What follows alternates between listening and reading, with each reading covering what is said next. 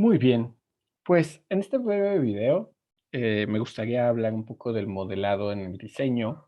Ya hablamos de qué es el diseño y es la implementación de soluciones a problemas abiertos. Lo que habíamos mencionado que el diseño no tiene los problemas del diseño no tienen una solución específica, sino son soluciones que se adecúan a los insumos que tienes o con lo que cuentas, tanto en información como en equipo, como en recursos, mientras que no hay una solución específica y que siempre se puede mejorar. Ujú. Una parte que ayuda mucho al diseño es el modelado. El modelado nos ayuda a generar predicciones, evaluar soluciones, a tratar de entender cómo está trabajando un fenómeno o un diseño. ¿Ok? Entonces vamos a hablar un poquito del modelado, espero que no sea muy pesado. Em, y bueno, a ver. Ok, bueno, el modelado básicamente implica de manera muy sencilla simplificar un problema que tenemos presente de manera que nosotros podamos retirar de ese problema todo lo que no es relevante. Entonces es llevar este problema a una simplificación lo más objetiva posible, objetiva o no, no subjetiva, lo más objetiva posible, donde solo los elementos fundamentales del problema entren en juego. ¿Ok? Em, Básicamente esa es la idea de modelar. Ahora puede ser tanto para, en términos de matemáticos, de generar un modelo matemático que nosotros podamos estudiar y podamos resolver, como puede ser mediante el planteamiento de las ecuaciones y de las condiciones de frontera de un cierto problema, o pueden ser modelos para modelado experimental, ¿no? Plantear un experimento que nos permita resolver un cierto tipo de problemas, ¿sale? Para esto el modelado es necesario para poder comprender el comportamiento y las características de un cierto problema, saber, en especial en el equipo térmico, ajá, saber cuáles son las variables realmente importantes, saber qué es lo que realmente es útil, qué realmente puede afectar mi problema y qué cosas no. Porque a veces nos podemos llevar una sorpresa.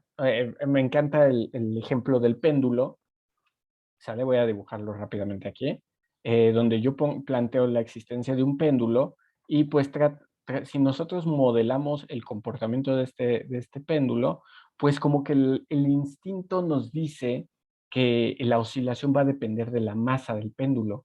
Y una vez que nosotros trabajamos, modelamos ese péndulo y trabajamos las ecuaciones, nos damos cuenta que la masa es irrelevante.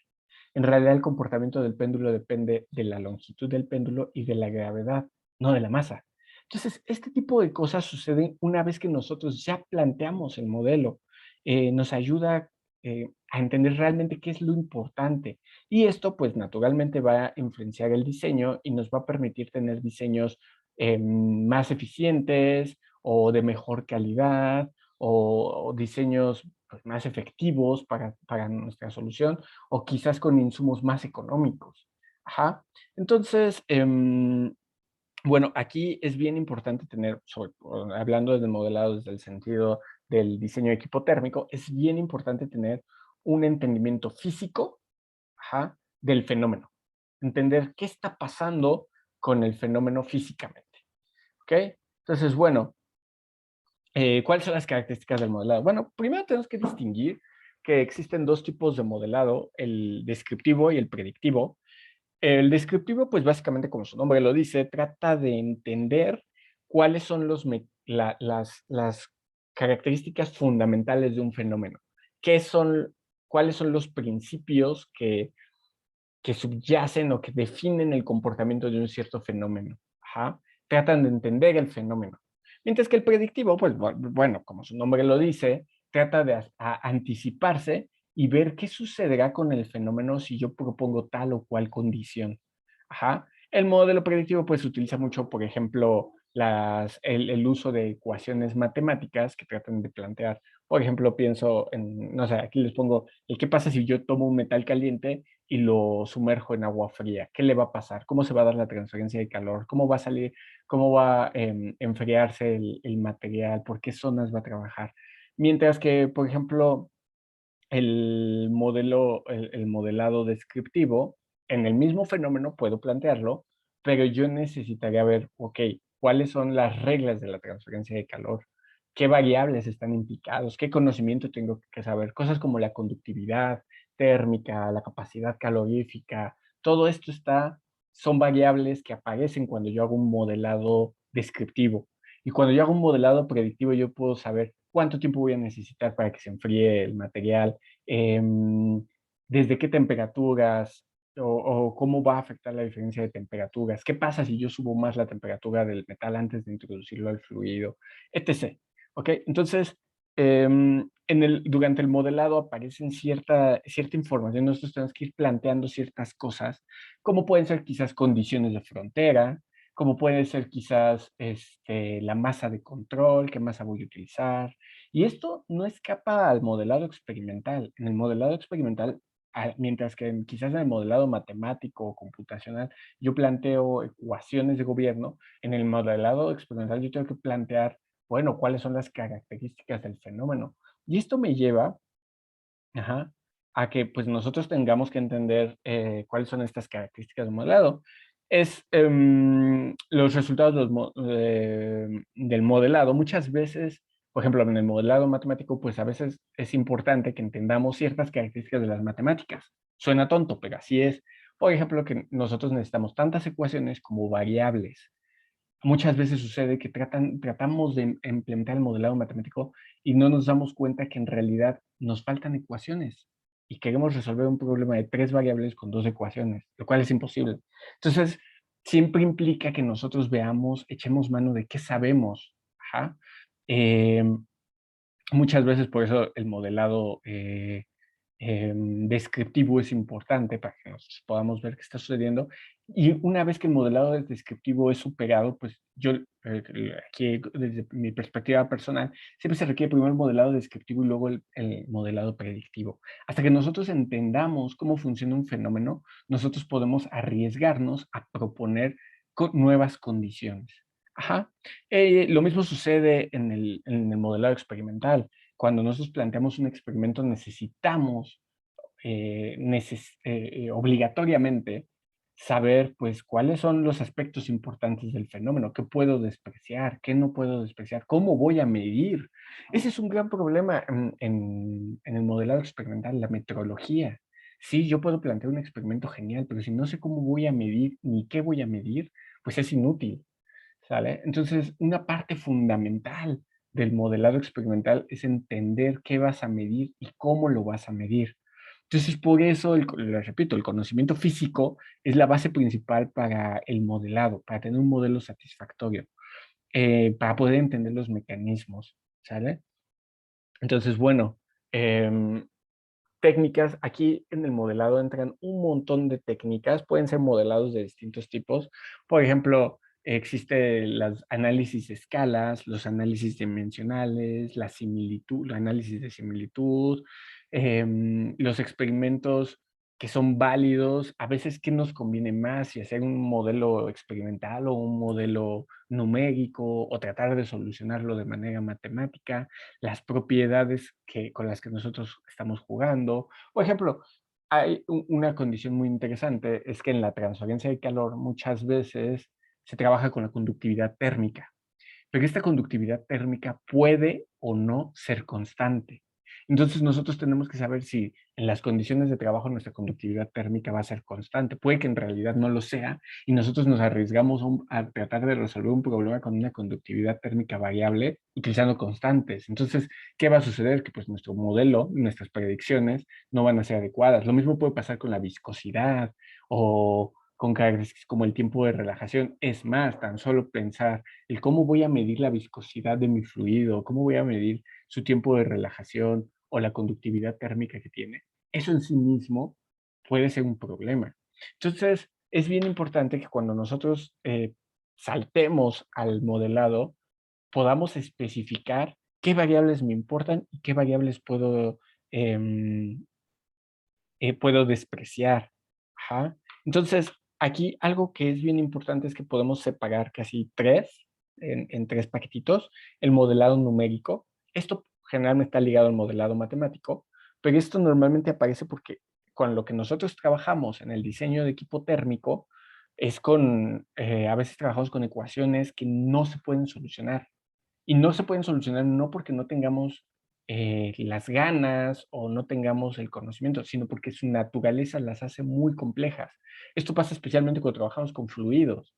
Los fluidos a veces plantean ecuaciones de un nivel de complejidad altísimo.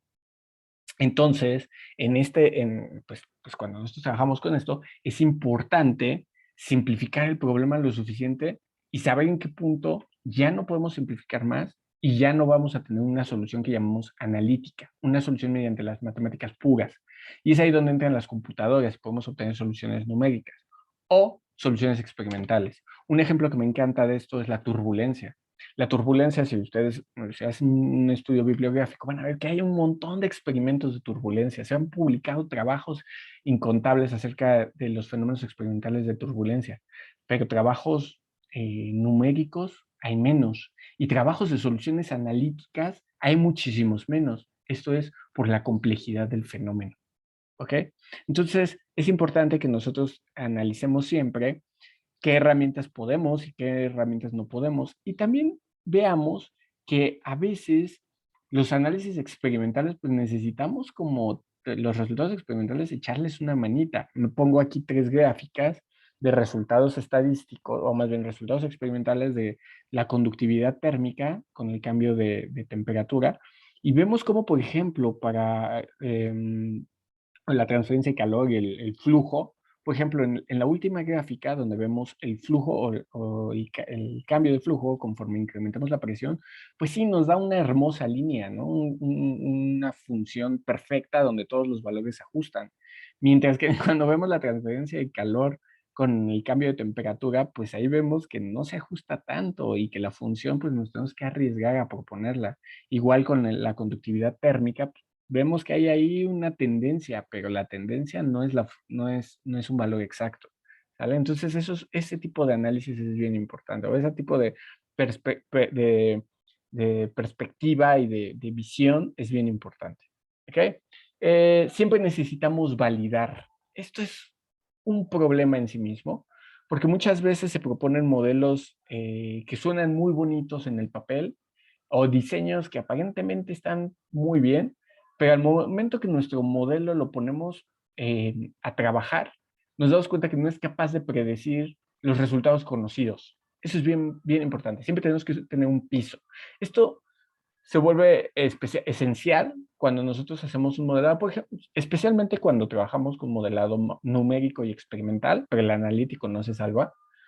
Y siempre es importante que nuestro experimento o nuestro modelo computacional sea capaz de replicar los resultados conocidos. Ajá. Antes de lo que les decía, antes de que nosotros podamos brincar a un modelo predictivo, tenemos que tener un modelo descriptivo.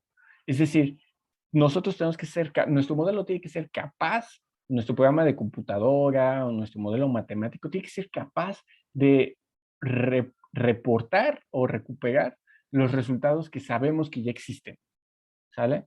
Entonces, para esto, y los resultados sabemos que son reales, a mí no me sirve de nada una teoría, un modelo matemático, un modelo computacional que no es, o un experimento que no es capaz de recuperar los resultados de la bibliografía, los resultados que ya han sido obtenidos por otros.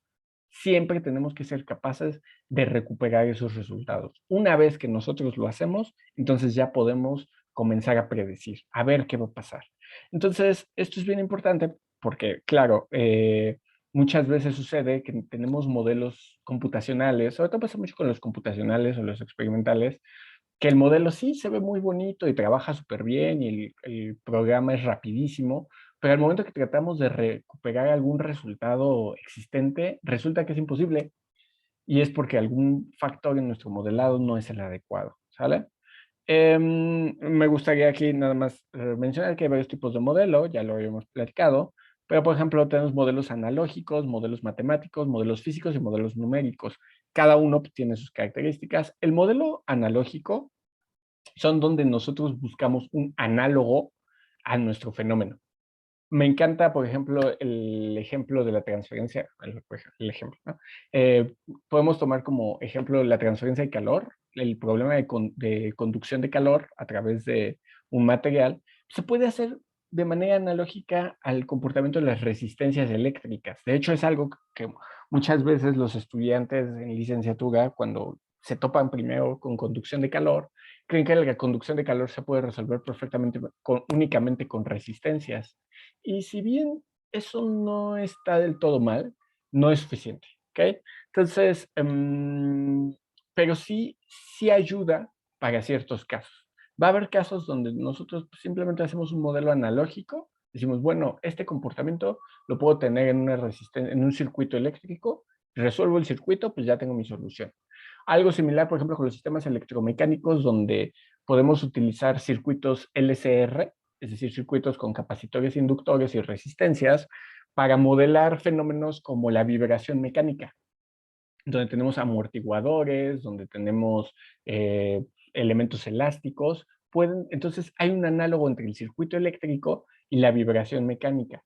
Si bien tienen grandes diferencias, a veces en ciertos aspectos pueden llegar a coincidir y ahí puedo hacer el análogo, ¿ok? Entonces, a veces ayuda mucho observar, por ejemplo, si ustedes vemos las leyes de, por ejemplo, en esto del equipo térmico, si vemos la ley de Newton para la viscosidad, la ley de Fourier para la conducción de calor y la ley de Fick para la interacción de especies, se parecen mucho. La difusión de la difusión de la concentración de una sustancia en otra es muy parecida a la difusión de la cantidad de movimiento al mover un fluido, a la difusión de calor en la transferencia de calor por conducción, ¿sale? Entonces, estos son análogos y a veces pues, nos puede servir la solución que planteé para uno, nos puede servir para el otro, ¿no? Eh, Nada más es importante que recordemos que al ser un modelo analógico, no necesariamente me va a dar la solución exacta, no me va a dar, el que yo use un analógico va a implicar que yo sobresimplifico algunas cosas o que yo hago ciertas suposiciones. Entonces tenemos que tener siempre presente si nuestras suposiciones son válidas para hacer ese modelo analógico o no lo son. ¿Ok? Eso es bien importante.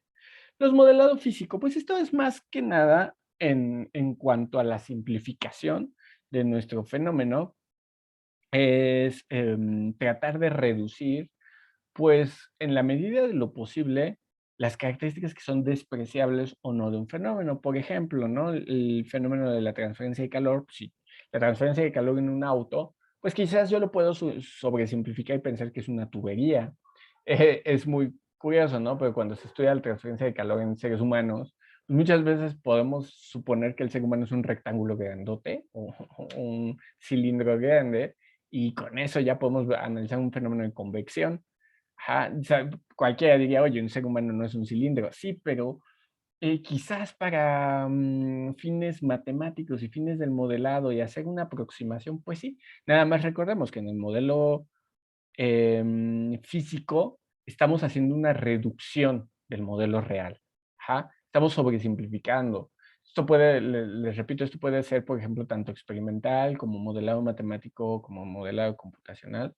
Nosotros vamos a hacer una simplificación y una reducción de cuáles son las características reales contra las características que nosotros tenemos. Suponer que una arteria es una tubería, pues no está tan descabellado, es una sobresimplificación, pero ayuda mucho a entender los fenómenos. Los modelados numéricos, bueno, aquí em, el modelado numérico, que es uno de los más valiosos porque puede ahorrarnos muchísimos costos, sobre todo gracias ahora al avance de las computadoras. Antiguamente, pensemos en los años 40, pues era imposible que nosotros pudiéramos hacer una predicción computacional de un cierto fenómeno y se tenía que hacer pues casi a mano o experimentalmente.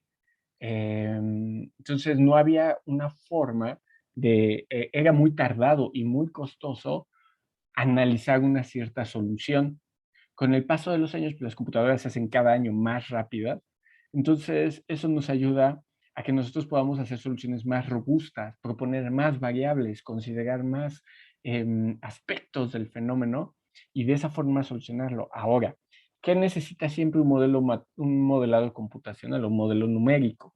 Ajá, las ecuaciones matemáticas adecuadas. Esa es la piedra angular.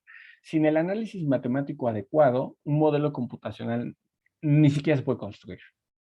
Aunque nosotros tenemos software comercial, como puede ser a veces, por ejemplo, Fluent o CATIA, que nos hacen buenas descripciones de los fenómenos, tenemos que entender que detrás de ese software, en sus entrañas, hay un montón de ecuaciones matemáticas y que tienen que ser las adecuadas. Ajá. Entonces, si nosotros no tenemos las ecuaciones matemáticas adecuadas, el modelo es imposible.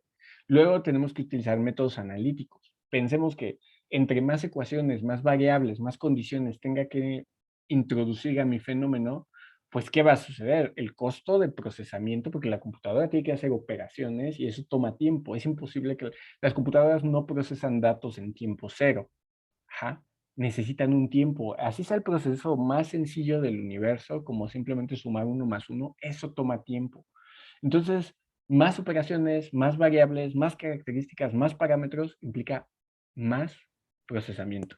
Y eso implica más tiempo. Entonces, a veces tenemos que hacer el análisis para poder reducir, para poder simplificar, para poder ahorrar ese tiempo, ajá, y ese poder de procesamiento, dedicarlo a otra cosa. Entonces, nuestros modelos tienen que ser eficientes. Entonces, antes de llegar al modelo matemático, al modelo numérico, yo tengo que refinar el modelo matemático mediante los métodos analíticos. Luego, tener los datos apropiados y estos pueden ser pueden ser resultados experimentales o de, pues sí, o de mediciones. Lo que les decía, es bien importante la parte de la metrología, que nosotros podamos medir de manera fiable qué está sucediendo en nuestro fenómeno. Si nosotros no tenemos las mediciones adecuadas, pues podrá ser un modelo excelente, podrá ser un programa de computadora súper eficiente, pero si yo no lo alimenté correctamente, pues los resultados me van a dar errores.